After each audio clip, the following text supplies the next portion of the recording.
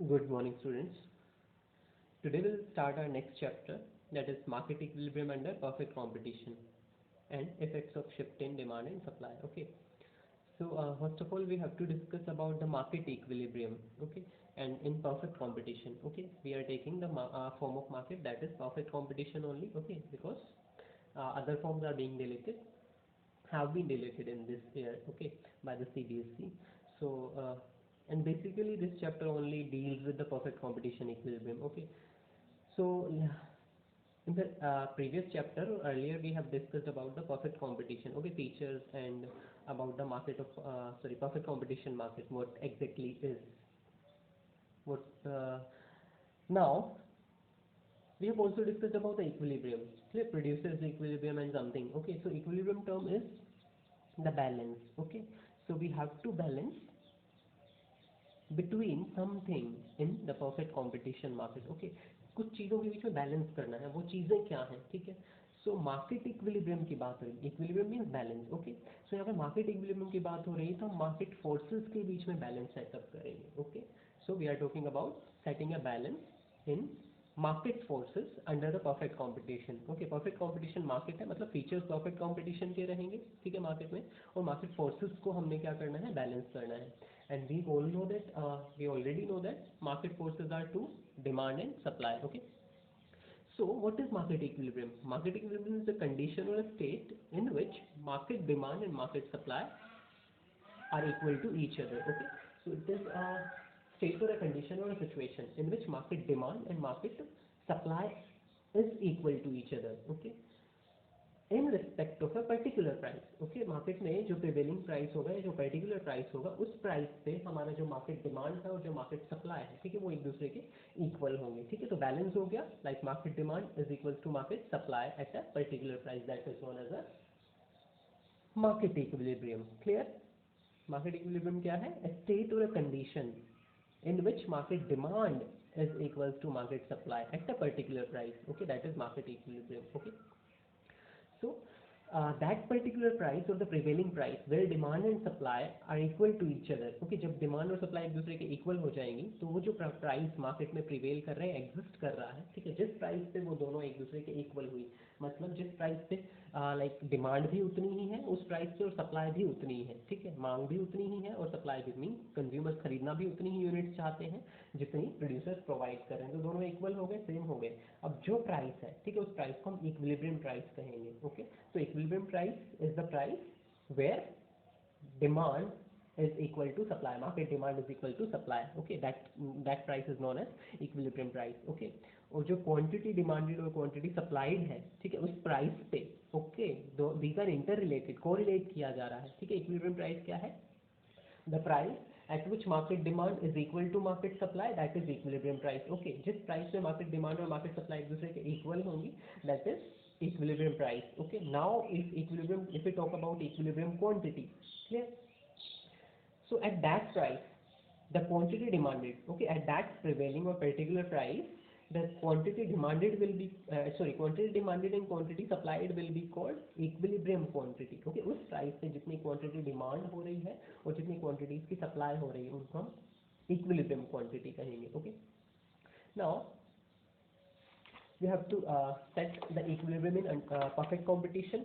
Clear, perfect competition की characteristics या features हमें पता ही है, large number of buyers होते हैं, large number of sellers होते हैं, and most of the important is the price remains constant. Okay, क्योंकि वो industry decide करती है, price industry driven होता है. Okay, firms नहीं decide करती हैं, so price constant है, fixed रहता है हमारा. Okay, now if we talk about, okay, price constant है, दैट मीन्स फर्म डिसाइड नहीं करती, single firm. Okay, otherwise long run में प्राइस चेंज हो जाता है क्योंकि इंडस्ट्री प्राइसेस को चेंज करती रहती है. ठीक है, लॉन्ग रन में चेंज हो जाता है, लेकिन शॉर्ट रन में कोई सिंगल फर्म अफेक्ट नहीं कर पाती है. ठीक है, क्लियर, तो ऐसा नहीं कि हमारा प्राइस कांस्टेंट रहेगा. ठीक है, वो चेंज हो जाएगा, हमेशा कांस्टेंट नहीं रहता, लॉन्ग रन में इंडस्ट्री चेंज कर देगी. बात ये है कि एक सिंगल फर्म चेंज नहीं कर सकती, तो यू कैन से कि परफेक्ट कंपटीशन में फर्म्स प्राइस टेकर होती है. ठीक है, तो शॉर्ट रन में उसको हम कांस्टेंट लेके चलते हैं प्राइस को. Now we will change for setting up the equilibrium. Okay, जब हम इक्विलिब्रियम सेट कर रहे हैं तो हम प्राइस को चेंज करेंगे. क्लियर, क्योंकि शॉर्ट रन में ही कांस्टेंट है वो. फर्म्स के लिए ही कांस्टेंट है, इंडस्ट्री के लिए कांस्टेंट नहीं है। Okay clear. तो यहाँ पे हम एक फर्म की बात नहीं कर रहे हैं क्योंकि हमने ऊपर क्या पढ़ा, it is market demand and market supply. Clear, don't get confuse कि भाई पिछले चैप्टर में तो आपने कहा था कि AR या प्राइस जो है परफेक्ट कंपटीशन में फिक्स रहेगा, कांस्टेंट रहेगा। तो वहाँ पे हम क्या कह रहे थे, एक सिंगल फर्म पॉइंट था, एक सिंगल फर्म जो है प्राइस को अफेक्ट नहीं कर सकती, वो चेंज नहीं कर सकती। तो वहाँ पे हमने जो प्राइस लिया था एक सिंगल फर्म के लिया था कि वो कांस्टेंट रहेगा। यहाँ पे हम ले रहे हैं market demand and market supply. Market demand क्या है, the demand of all the consumer, the demand made by all the consumers in the market, ठीक है। एंड मार्केट सप्लाई क्या है, the quantity supplied by all the firms in the market, ठीक है। उस market में जितनी भी फर्म्स है, मतलब इंडस्ट्री की बात हो गई, ठीक है। तो उस इंडस्ट्री की डिमांड की हम बात कर रहे हैं, सॉरी सप्लाई, इंडस्ट्री कितना सप्लाई कर रही है, ठीक है क्लियर। तो एक सिंगल फर्म का हम सप्लाई नहीं पढ़ रहे हैं, एक सिंगल कंज्यूमर का हम डिमांड नहीं पढ़ रहे हैं, ठीक है। तो it is market demand and market supply. Okay, तो इंडस्ट्री प्राइस चेंज कर सकती है। क्लियर। तो यहाँ पे हम पढ़ेंगे equilibrium. Here we are given market schedule, okay, supply and demand schedule. Price is given, quantity supplied of commodity X is given, quantity demanded of commodity X is given. Market demand and market supply है ये, ठीक है, सभी firms की supply है और सभी consumers का डिमांड इन्होंने दिया है। Okay, and as we know that price and supply are positively related and price and demand are negatively related. Okay, so as if the price decreases, the quantity demanded will increase and the supply quantity supplied will decrease. जब price decrease होगा तो demand तो increase होगी लेकिन supply decrease होगी। Okay, so we are reducing the price from 5 4 3 2 1. Okay, so जब हम price reduce करें तो डिमांड इंक्रीज होगी। ओके, 5 रुपये पे वो कम डिमांड कर रहे थे, 4 रुपये पे ज़्यादा करेंगे, 3 पे और ज़्यादा करेंगे, 2 पे और ज़्यादा करेंगे, 1 पे और ज़्यादा करेंगे, ठीक है। तो हम इस डिमांड को इंक्रीज करते जा रहे हैं as the price is reducing. Okay, quantity supplied increase हो जाएगी, सॉरी डिक्रीज हो जाएगी, क्योंकि प्राइस डिक्रीज हो रहा है तो प्रोड्यूसर या फर्म्स जो है वो कम सेल करना चाहेंगे इस प्राइस पे, ठीक है। तो 50 40 30 20 10। ओके, सो एक पॉइंट आएगा जहाँ पे एक ऐसा पर्टिकुलर प्राइस आएगा जहाँ पे क्वांटिटी डिमांडेड और क्वांटिटी सप्लाइड एक दूसरे के इक्वल हो जाएंगे। फॉर एग्जांपल एट ₹3, ठीक है, सप्लाई भी 30 यूनिट्स हो रही है और डिमांड भी 30 यूनिट्स की ही हो रही है। तो यहाँ पे demand becomes equal to supply, demand becomes equal to supply, okay, at this price. So this price will be called as equilibrium price. This is equilibrium quantity demanded, sorry supplied, and this is equilibrium quantity demanded. Okay, दोनों same है तो equilibrium quantity क्या हो जाएगी 30, क्योंकि दोनों same है, demand भी सेम है और सप्लाई भी सेम है। एंड मोर ओवर इक्विलिब्रियम में दोनों ही सेम रहेंगी, ठीक है। हमने क्या कहा, इक्विलिब्रियम क्या होता है, where demand is equal to supply. Okay, तो इक्विलिब्रियम में दोनों इक्वल होंगी, तो हम अलग अलग से कहने की जरूरत नहीं है कि this is equilibrium quantity demanded, this is equilibrium quantity supplied. Okay, this will be called equilibrium quantity because at point of equilibrium both demand and supply are equal. Okay, so it is the graphical presentation. Okay, price, when the price was ₹5. Okay, as we know that, first of all, as we know that the flow or the slope of demand curve is negative or inverse. Okay, and the slope of supply curve is positive, upward sloping होती है, और demand curve negatively या downward sloping होता है, ठीक है। तो सबसे पहले हम curve ड्रॉ कर लेंगे। ऑब्वियसली एक दूसरे को इंटरसेक्ट करेंगे क्योंकि अपोजिट डायरेक्शन में मूव कर रहे हैं, ठीक है। सप्लाई अपवर्ड जा रही है और डिमांड डाउनवर्ड जा रही है, तो किसी पॉइंट पे एक दूसरे को इंटरसेक्ट जरूर करेंगे। ओके, सो एट ₹5 प्राइस जब 5 रुपये था तो डिमांड कम थी। ओके, डिमांड कम थी, 10 यूनिट्स थी, बट सप्लाई ज़्यादा थी। सप्लाई हमारी कितनी थी, 50 यूनिट्स थी। बी हमारा सप्लाई बताएगा, ठीक है, 50 यूनिट्स थी हमारी supply. Okay, so this is the gap, A B का जो गैप हमें दिख रहा है, ठीक है। डिमांड थी 10, अगर वहाँ पे नहीं पता चल रहा है तो यहाँ पे बना देते हैं हम। डिमांड है 10 यूनिट्स, सप्लाई बी से आई कितनी 50 यूनिट्स, तो 10 to 50 का गैप है। डिमांड तो 10 यूनिट्स की हो रही है और मार्केट में सप्लाई कितनी हो रही है 50 यूनिट्स। ओके, 40 यूनिट्स एक्सेस में है, सरप्लस में है, जो खरीदी नहीं जा रही है अभी, ठीक है, क्योंकि डिमांड सिर्फ 10 यूनिट्स की हो रही है। तो ये 40 यूनिट्स क्या कहीं जाएंगे, this is surplus. Okay, excess supply है, ठीक है, 40 यूनिट ज़्यादा है मार्केट में। अब सरप्लस होता है, एक्सेस सप्लाई होता है, तो प्राइस डिक्रीज होंगी, ठीक है। फर्म्स प्राइसेस को रिड्यूस करेंगी बिकॉज हमने पढ़ा कि वो अगर ज़्यादा सेल करना चाहती हैं तो उनको प्राइसेस डिक्रीज करने पड़ेंगे। ओके, तो सप्लाई ज़्यादा है तो प्राइसेस डिक्रीज होंगे, ठीक है। तो प्राइस डिक्रीज होके आ गए हमारे पास, ठीक है, ₹4। तो ₹4 पे हमारी डिमांड बढ़ी। ओके, तो यहाँ पे मिलाएंगे तो 10 से ज़्यादा हो गई, ठीक है, क्लियर। डिमांड हमारी इंक्रीज होके 20 यूनिट्स पे आ गई। सप्लाई रिड्यूस हो जाएगी और सप्लाई आ गई 40 पे, ठीक है, क्योंकि प्राइस कम हुआ तो फर्म कम बेचना चाहेंगे तो अपनी सप्लाई को कम कर देंगे। 3 आया, प्राइस और रिड्यूस हुआ तो डिमांड और बढ़ी, सप्लाई और कम हो गई, प्राइस और रिड्यूस करेंगे तो डिमांड इंक्रीज हो जाएगी, सप्लाई कम हो जाएगी, तो यहाँ पे डिमांड और सप्लाई का अगेन गैप आ गया, इसको हम शॉर्टेज कहेंगे क्योंकि यहाँ पे सप्लाई कम है, शॉर्टेज है, ठीक है, डेफिशिएंसी ऑफ सप्लाई है। Okay, so that is excess demand या फिर deficiency of supply, demand is greater than supply, this is called shortage. Market में शॉर्टेज चल रही है, सप्लाई कम है क्योंकि डिमांड ज़्यादा है, इसको एक्सेस डिमांड भी कह सकते हैं, शॉर्टेज भी कह सकते हैं, and this is surplus. Okay, supply हमारी ज़्यादा है, ठीक है, क्लियर। अब इसका वर्किंग हम पढ़ेंगे कि किस तरीके से। So the working of the mechanism or the curve is like we have to discuss. Okay, इतना सारा जो दे रखा है इसमें हमें सिर्फ यही लिखना है कि किस तरीके से जो है this will work out. Okay, so it is very basic, simple. हम explain करेंगे like demand curve sloping downward, D demand curve है, एस हमारा सप्लाई कर्व है जो स्लोपिंग अपवर्ड है। इनिशियल हमारा 5 रुपये प्राइस था, ठीक है, at price ₹5 the demand was 10 units and the supply was 50 units, so it is showing the excess supply, 40 units से ज़्यादा है, so this will be surplus of supply. Okay, so when the supply is in surplus the prices will go down, ठीक है, जब supply ज़्यादा है तो price decrease होंगे and it will reduce to ₹4, clear। Then when the prices has reduced, the price has been reduced, okay, the demand, अब हम workout करेंगे अपने प्रिंसिपल्स के ऊपर कि प्राइस रिड्यूस होगा तो डिमांड इंक्रीज हो जाएगी। Okay, if the prices has got come down और goes down the demand will start increasing. Okay, demand 10 से 20 हो गई and the reciprocal effect will be seen on supply. If the prices goes down, ठीक है, तो demand का reciprocal हो जाएगा, डिमांड इंक्रीज हुई तो सप्लाई डिक्रीज हो जाएगी, 40 पे आ गई। सो दिस हम इसको वर्कआउट करेंगे and at ₹3 we can find out that the demand and supply are equal to each other, ठीक है, this will be the point of equilibrium, E हमारा point of equilibrium है, ठीक है, clear। this is all about the working mechanism, clear। next one is 3 basic assumptions of the market equilibrium। okay, कुछ assumptions हम लेके चल रहे हैं market equilibrium के लिए, कौन सी हैं। first one is the price and quantity supplied are positive related, हम पहले डिस्कस कर चुके हैं।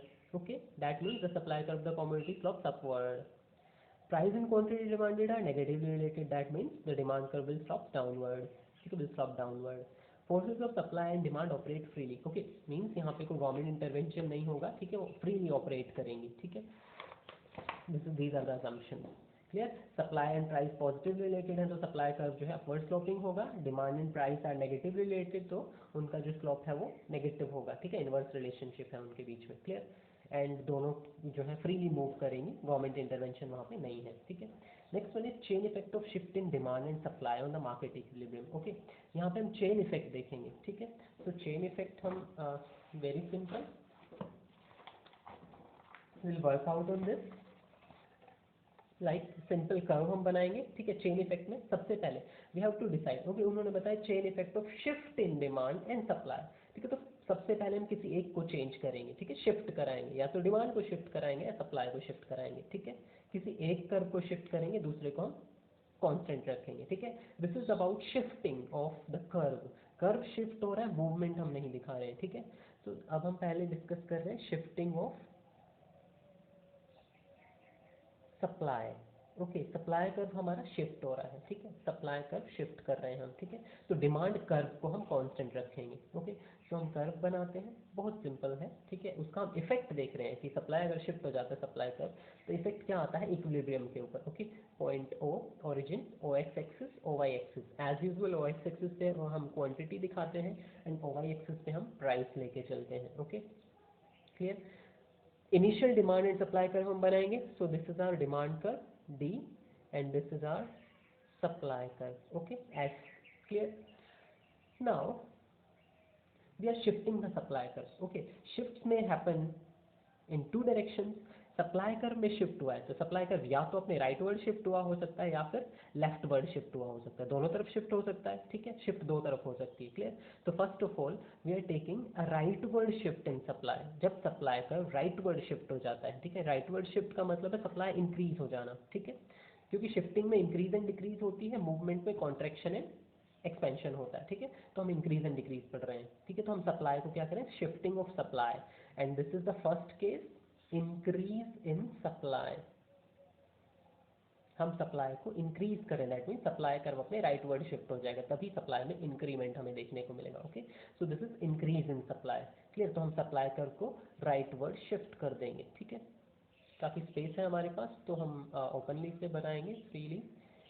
This is S1 new supply curve. Okay, this is the S1 new supply curve. Supply curve has been shifted, एक arrow से हम दिखाएंगे कि ये राइट वर्ड शिफ्ट हुआ है। ठीक है, एरो लगाएंगे और नया सप्लाई कर्व हमारा S1 है। ठीक है, S इज द, क्लियर, जब हम लिखेंगे एक्सप्लेनेशन तो हम बताएंगे S is the initial supply curve. ठीक है, and D is the initial demand curve. According to initial supply curve and initial demand curve, our point of equilibrium was E.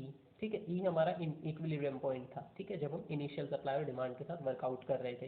ठीक है, इस पॉइंट E पे हमारा जो प्राइस था वो P था। ठीक है, this is equilibrium price, this is equilibrium quantity Q।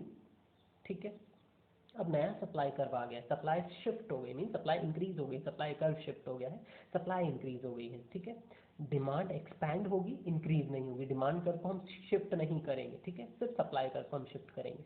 तो जब सप्लाई इंक्रीज हुई है, ठीक है, तो हमारा नया इक्विलिब्रियम आ गया जहाँ पे नए सप्लाई कर्व ने डिमांड कर्व को इंटरसेक्ट किया। डिमांड कर्व सेम है। ठीक है, तो where the point where new supply curve intersects the demand curve, okay, original demand curve, this point will be called E1, new point of equilibrium। okay, new point of equilibrium के ऊपर हमारी जो है equilibrium quantity Q1 हो गई है। ठीक है, equilibrium quantity Q1 है and price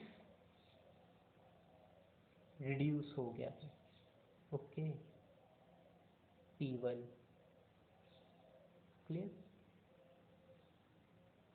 see, हमने सप्लाई कर्व को राइटवर्ड शिफ्ट कर दिया है। ठीक है, ओके, सप्लाई कर्व को राइटवर्ड शिफ्ट किया है, डिमांड कर्व शिफ्ट नहीं हुआ है, this is movement. Okay, so price reduce हो गया है। ठीक है, तो सप्लाई कर्व जब राइटवर्ड शिफ्ट हुआ तो हमने क्या देखा, प्राइस रिड्यूस हो गया। प्राइस रिड्यूस हो गया तो उसका इफेक्ट किस पे मिलेगा, डिमांड पे, that means demand expand, movement along with. ठीक है, पॉइंट ई से हम E1 पे आ गए तो हम डिमांड कर्व पे भी तो मूव कर रहे हैं। ठीक है, तो this is increase demand, sorry expansion of demand, demand expand हो गई। क्यों, क्योंकि हमारा प्राइस डिक्रीज हो गया है। ठीक है, क्लियर, तो शिफ्टिंग हम देख रहे हैं। ठीक है, अब बात आई, पहले प्राइस नहीं डिक्रीज हुआ, क्लियर, क्योंकि हमने क्या देखा, shifting of supply curve, supply curve shift हुआ, दैट मीन सप्लाई इंक्रीज हुई है। ठीक है, पहले प्राइस नहीं इंक्रीज हुआ, पहले सप्लाई इंक्रीज हुई है। ठीक है, मार्केट में हम कंडीशन देखते हैं, अगर पहले प्राइस इंक्रीज होता है, ठीक है, तो supply increase, sorry supply expand हो जाएगी।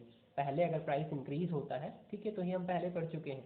मूवमेंट में ऑन प्राइस इफेक्ट हम देखते हैं, और शिफ्टिंग में अदर चीज़ें हमें, अदर जो फैक्टर्स हैं, एलिमेंट्स हैं, वो अफेक्ट करते हैं। ठीक है, तो यहाँ पे सप्लाई इंक्रीज हुई है, तो दैट मीन्स अदर फैक्टर्स ने यहाँ पे काम करना शुरू किया। ठीक है, तो सप्लाई इंक्रीज हो गई, क्लियर, सप्लाई इंक्रीज हो गई। ठीक है, तो वहाँ पे प्राइस डिक्रीज हो गया। क्यों, क्योंकि भाई मार्केट में सप्लाई ज़्यादा आ गई है तो प्राइस डिक्रीज हुआ, तो सप्लाई का इफेक्ट प्राइस के ऊपर क्या होगा, नेगेटिव होगा, लेकिन प्राइस का इफेक्ट सप्लाई के ऊपर पॉजिटिव होगा। ठीक है, लाइक अगर प्राइस इंक्रीज होता है पहले, ठीक है, अगर पहले प्राइस इंक्रीज होता है तो सप्लाई इंक्रीज हो जाएगी। ठीक है, सो ऑन प्राइस की हम बात करें, ठीक है, तो अगर प्राइस इंक्रीज होता है तो प्राइस का इफेक्ट सप्लाई पे क्या है, पॉजिटिव, लेकिन सप्लाई का इफेक्ट, ओके, प्राइस का इफेक्ट सप्लाई पे पॉजिटिव होता है, लेकिन सप्लाई का इफेक्ट प्राइस पे, अगर रेसिप्रोकल कर दिया जाए, उल्टा कर दिया जाए, सप्लाई का इफेक्ट प्राइस पे वो नेगेटिव होता है, सप्लाई इंक्रीज होगी तो प्राइस डिक्रीज होगा। ठीक है, तो पहले देखा जाता है कि डिटरमाइन कौन कर रहा है किस चीज़ को, अगर प्राइस सप्लाई को डिटरमाइन कर रहा है,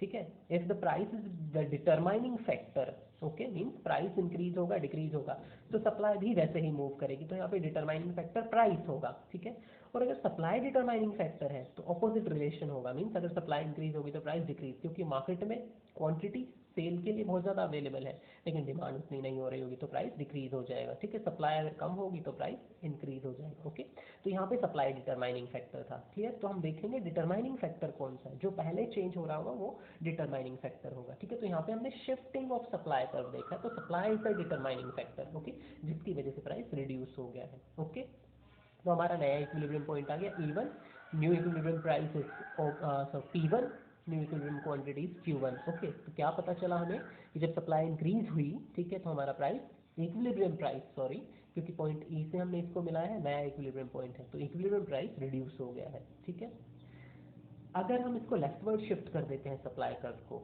okay, now the supply curve has been shifted to leftward, तो ऑपोजिट इफेक्ट हमें देखने को मिलेगा, this is D, this is S, ये हमारा इनिशियल इक्विलिब्रियम पॉइंट है, point E. Initial equilibrium price, initial equilibrium quantity OX, OY, okay.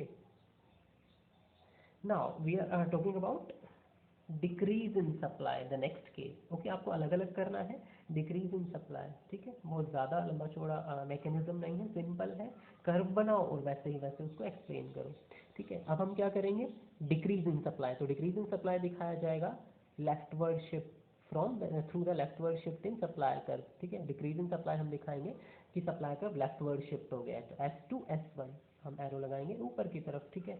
अब नया सप्लाई कर्व आ गया S1, ठीक है। तो S1 कर्व ने डिमांड कर्व को कहाँ इंटरसेक्ट किया, इस पॉइंट पे।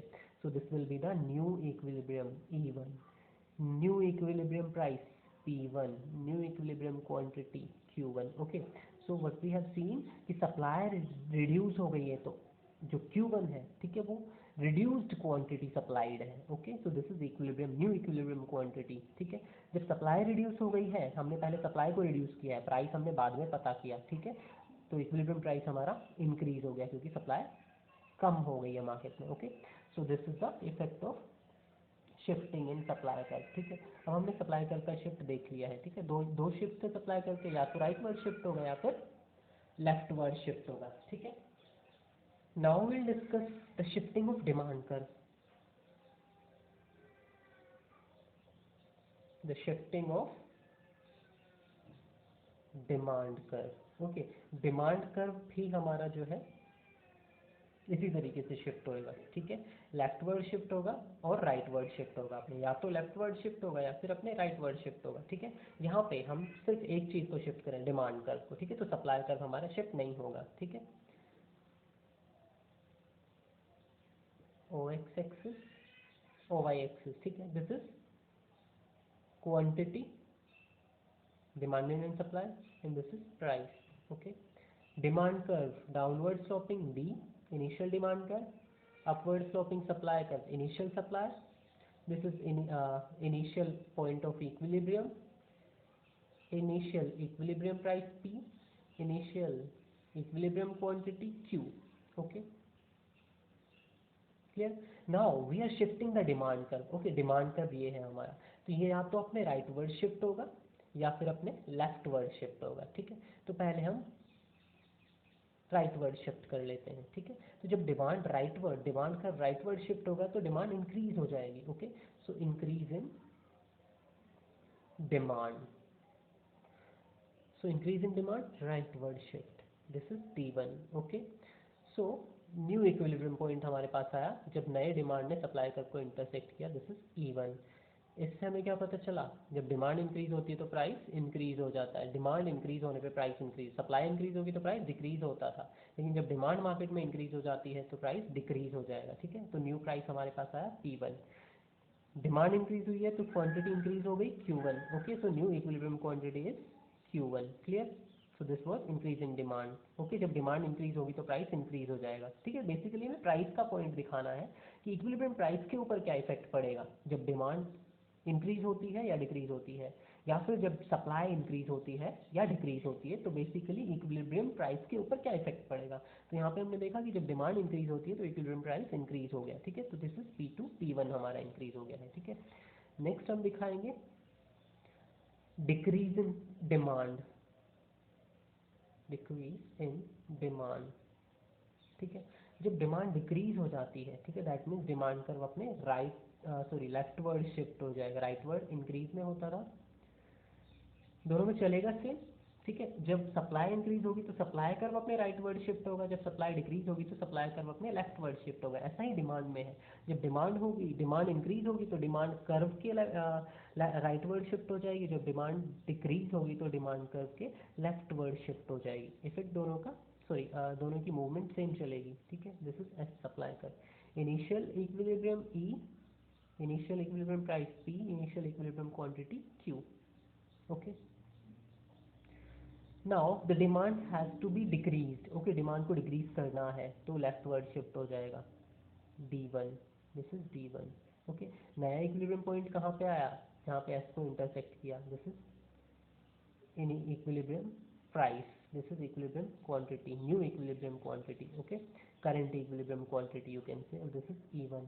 क्लियर। तो जब डिमांड डिक्रीज हुई तो प्राइस भी डिक्रीज हो गया, ठीक है, P2 P1 ये डिक्रीज हो गया। तो नेट इफेक्ट हमें देखने को मिला कि जब मार्केट में डिमांड डिक्रीज होती है तो इक्विलिब्रियम प्राइस जो है हमारा क्या हो जाता है, डिक्रीज हो जाता है। ओके